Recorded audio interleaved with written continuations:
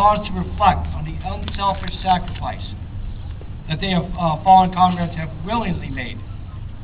Remembering and honoring those men and women who have given their all deserve our gratitude and demands our respect. They sacrificed to defend the ideals that our founding fathers wrote into the Declaration of Independence: life, liberty, and the pursuit of happiness. The roots of Memorial Day can be traced back to the 1860s through the battles of the Civil War. Women were observed placing flowers on graves of the fallen soldiers, and it soon became, they realized they both had a common bond, and it became an annual thing from that time. In 1868, Decoration Day was officially proclaimed. 100 years later, 1968, the last Monday of May was designated Memorial Day to honor all of those servicemen and women who have paid the ultimate price. On Memorial Day, we also should remember those responsible for our individual civil liberties, those people of the police and fire departments who sacrifice every day, not knowing whether they will come back home or not.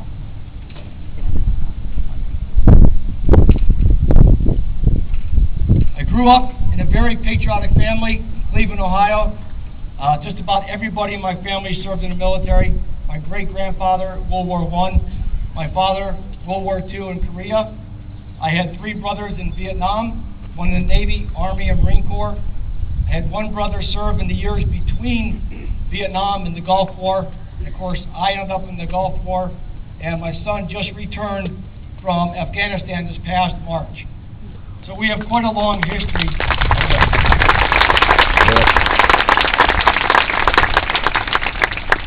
Like any high school graduate, I suppose, I wasn't really quite sure what I wanted to do after high school, so I joined the Marine Corps. I won't tell you what my father said to me when he heard I did. I cannot say that mixed company. I have found the military life suit me very well. Anybody that knows me, any of my students can tell you, after 25 years in the military, I have nothing negative to say about the Marine Corps. I loved everything they did. I loved everything they stood for.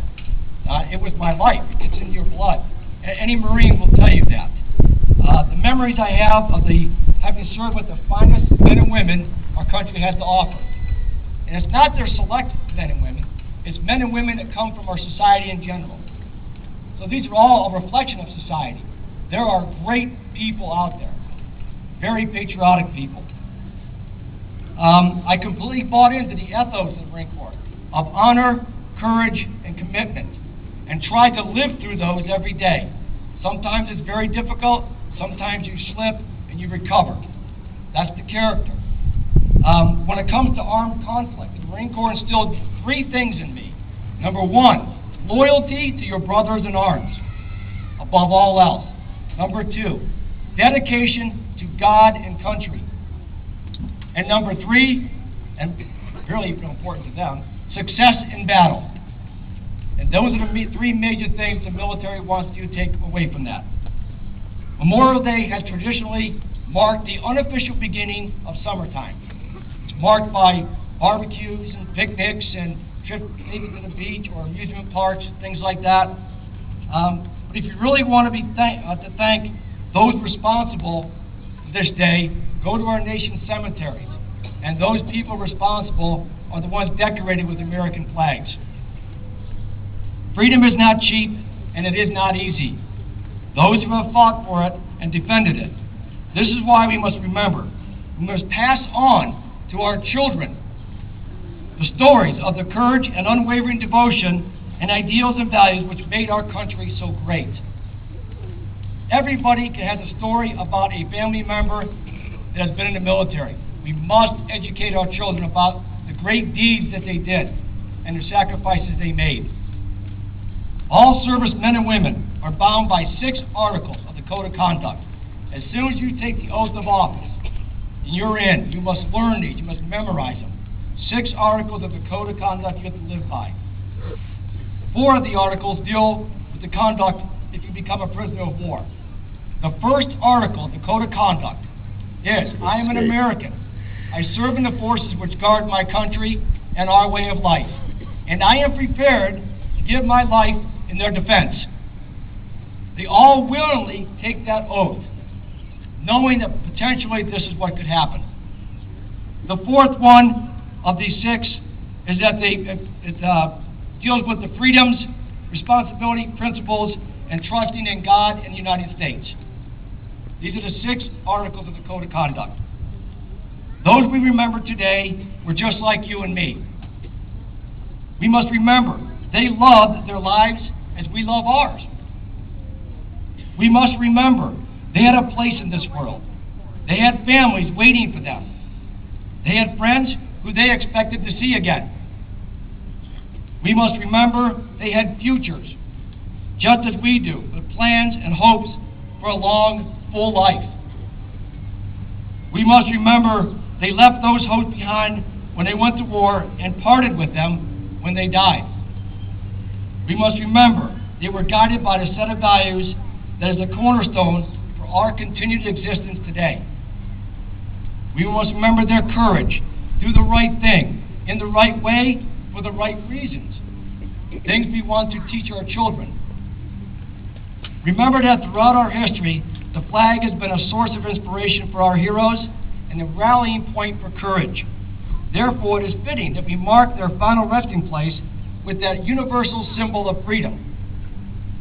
All we can do is remember and always appreciate the price that was paid for our own lives and for our own freedoms. War, as reprehensible as it is, has provided with some of our most inspirational events. Francis Scott Key, after observing the bombardment at Baltimore Harbor, wrote the Star-Spangled Banner, which would forever be our anthem and a statement of this nation's resolution. American servicemen and women distinguished themselves in every battle with unparalleled heroism. Remember places like Yorktown, where we forced the British to surrender to us in the battle for our revolution and our freedoms. The Alamo, where a group of woodsmen defended or were fighting for their rights to become a state. World War I, Sergeant York, a conscientious objector who opposed war, ended up winning the Medal of Honor for heroism. Recently, Frank Buckles, little known to most of us, known but to a few, just died in March of this year. He was 110. He was the last surviving World War I veteran.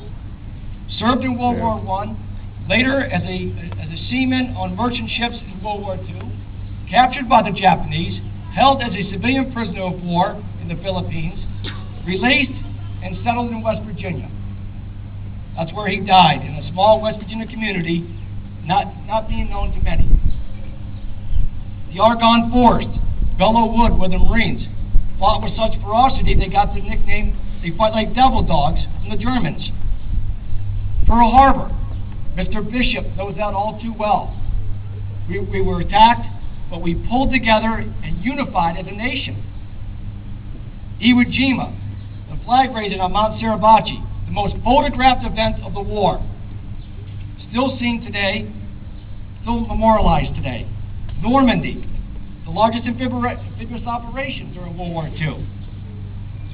Incheon in Korea, all I can say is for those Korean War veterans, hats off to you. I've never fought a war there, and I don't want to. I've been there in training. I've never seen such large temperature extremes, from boiling hot, warmer than today, to extreme cold. I don't know how those gentlemen, women and men and women fought that battle, those wars. Quezon and Ashan Valley, the jungle, unbelievable heat. Again, our nation was somewhat disjointed, but we would end up rallying again.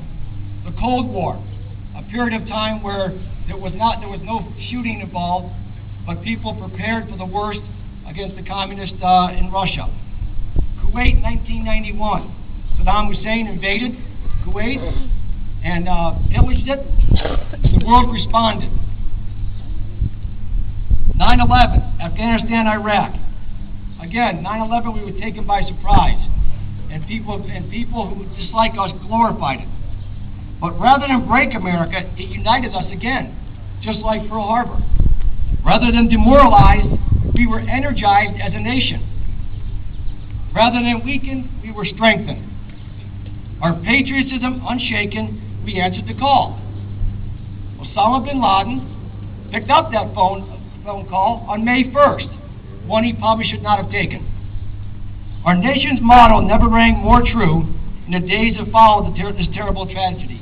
E pluribus unum, out of many, one. This has been our rallying point our entire existence. The terrorist attacks have resulted in a tremendous outpouring of support.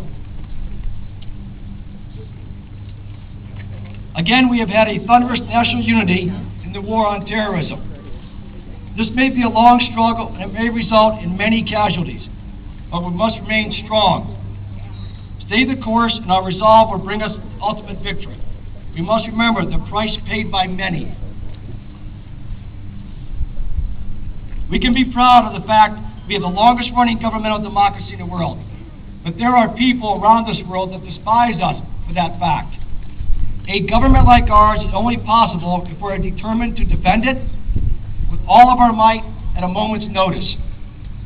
The names on the headstones in our national cemeteries bear this out. America has had to stomach many horrible crises. In some cases, been knocked to our knees. We have always gotten up, brushed ourselves off, and moved forward. The hardships are many, the loneliness is long, and the sacrifices are hard to bear. We must not mourn our fallen heroes. We must celebrate their memories. The last kiss before the plane left, the last wink and a parting wisecrack from a brother, a brave smile from the son or daughter who seemed too young. Those who have known that loss and felt that absence, Memorial Day gives them a formal expression to a very personal experience. But not to be measured, we can never measure the full value of what we have gained in their sacrifice. We live it every day in the comforts and peace and the gifts of freedom. These have always been purchased for us. Our country has had many tests of courage. The price of such tests can be found in America's cemeteries. It is not in our nature to seek out war or conflict, but whenever they have come, when our adversaries have left us no choice, Americans have answered that call. People of the same caliber and the same character today fill our ranks. Any foe who might challenge our national resolve would be repeating the grave errors of our defeated enemies.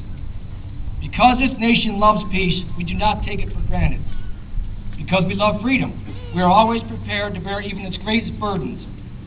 It is truly fitting that we put one day a year to commemorate and pay tribute to the bravery of those Americans who left their families, jobs, and futures to fight for their country wherever they were needed.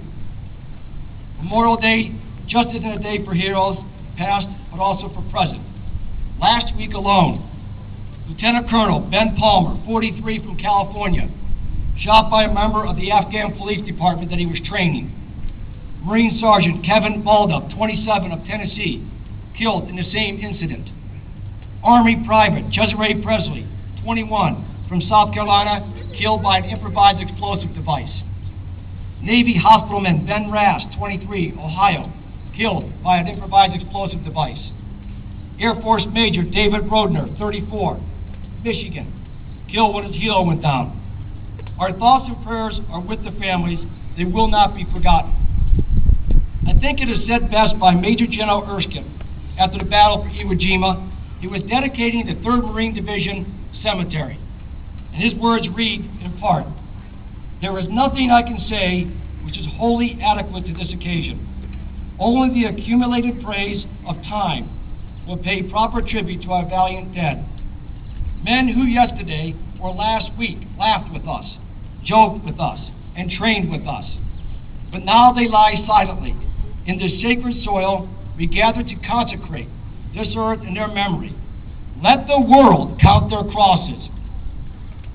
In closing, I would like to remind all who are in attendance to remember and honor those who have fallen from the line, who left us never knowing how much they would be missed. We pray for them with the affection that grows deeper with the years.